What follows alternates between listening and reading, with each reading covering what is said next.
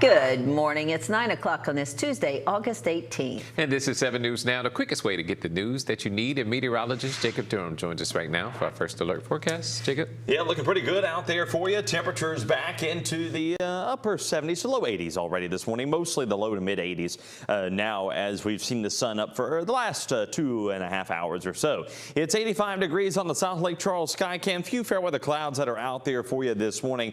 Certainly a little bit more cloud cover rolling into Jennings as well.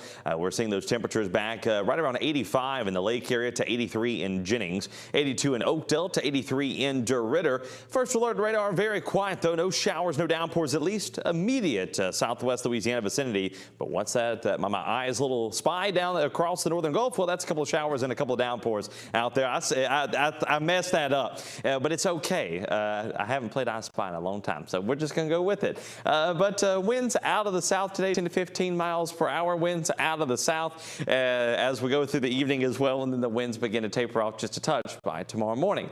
Nonetheless, temperatures back into the low 90s out there by this afternoon. Maybe a stray to spotty shower and downpour. That'll continue to be out there as we're heading through the evening, and then everything will kind of taper off after that. Temperatures will be back into the upper 70s to low 80s out there for you, of course. And if you want to join me coming up on First Alert Weather Extra at 10 o'clock, I promise not to try to make any rhymes because I'm probably going to mess those up. So we'll talk about the weather, we'll talk about the tropics and the heat, all coming up at 10 o'clock on First Alert Weather Extra. All right, Jacob, thanks a lot. Well, on my dashboard, I spy that the temperature is always in the triple digits. So, but because of the heat, you want to think about your own health as well as the health of your car right now. In fact, state police have some important advice for drivers. Troopers say high temperatures take a toll on a vehicle's engine and tires. It's why they suggest you get your oil changed when it's time to do so. Also, check the PSI on your tires and make sure you have the proper equipment in case you get a flat. Here's what else state police say you need to keep in mind. Check your coolant before you leave the house. You always want to make sure in these extreme temperatures that you have enough coolant inside of your vehicle before you leave home. This is while your engine is cool, while it's not hot. If you have a breakdown on the road, state police say you can always reach out to them for help. To get assistance quickly from a trooper, dial star 577. We're learning more information this morning about a standoff situation that turned deadly in Lake Charles. It happened Saturday night on Creole Street, and Louisiana State Police said that the standoff started when Lake Charles police responded to a call about a man with a knife. 28-year-old Kylan Stevens had barricaded himself inside of the home, and Caldwell says that Stevens was believed to be armed with multiple knives at the time that he was shot and ignored officers' commands. That's when an officer opened fire. Stevens was taken to a local hospital where he later died. Chief Caldwell says that his officers follow protocol, and state police say that their investigation remains active. And the Lake Charles man is back behind bars after neighbors tipped off police that he was illegally keeping a gun. Convicted felon Keelan Thompson was arrested Friday after deputies searched his home. Investigators seized a firearm, methamphetamine, and liquid cannabis during the search, and Thompson, who has a criminal history of domestic abuse and drug charges, faces multiple new counts. And vandalism is becoming a concern in the city of DeRidder. City leaders say damage to property does more than create a mess. It can also impact how people feel about their community. Mayor Harris says he doesn't think the vandalism was done to target him personally. He says his focus is on stopping the damage and keeping city parks safe for people to use. The Parks and Recreation Department is asking the community to report anything that could help find those responsible. No, I do not believe it was an attack on myself. I don't think it was racially motivated. Honestly, I think it was just a young person out there with nothing to do, and idle minds a devil's workshop, and before you know it, he's writing 666 on the wall and other things on the wall. But anything written on a public building, public facility is totally not tolerated.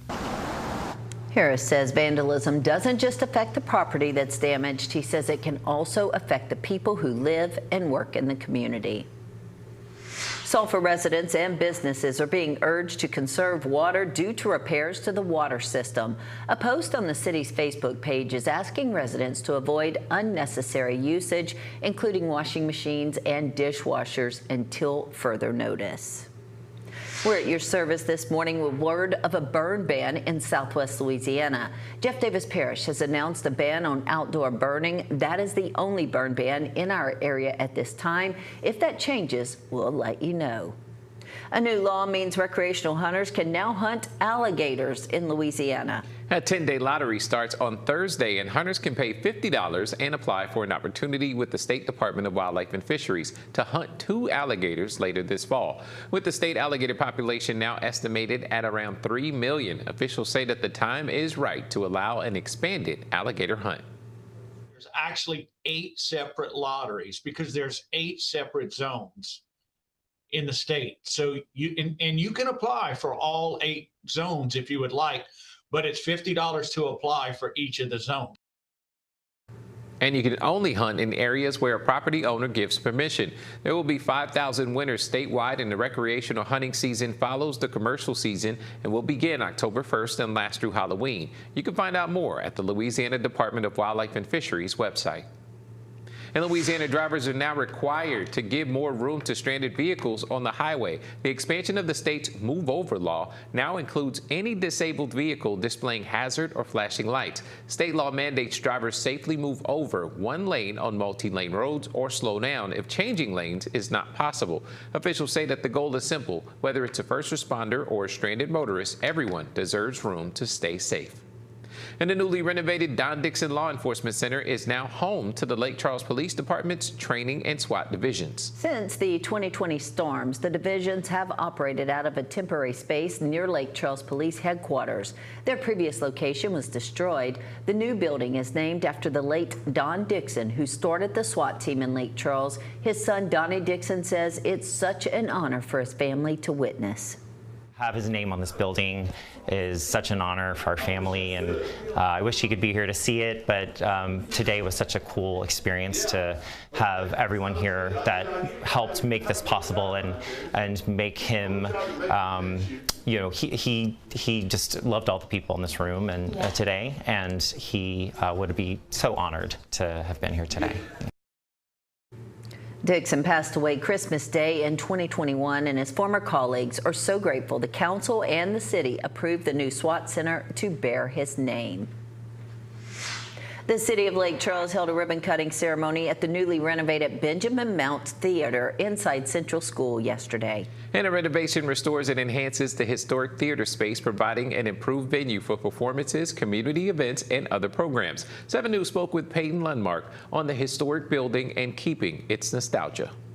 Deep-rooted theater in this community. It went through decades of school children performing on the stage, and then in the late 70s, 80s, it transformed into an art and cultural center when it stopped operating as a school. And there were lots of efforts in the early to mid 90s by a group called Save Central School, led by Willie and Ben Mount. That's why the theater is named after him. And more projects are slated to come, such as the renovation of the Green Room and the first performance of the new theater in January.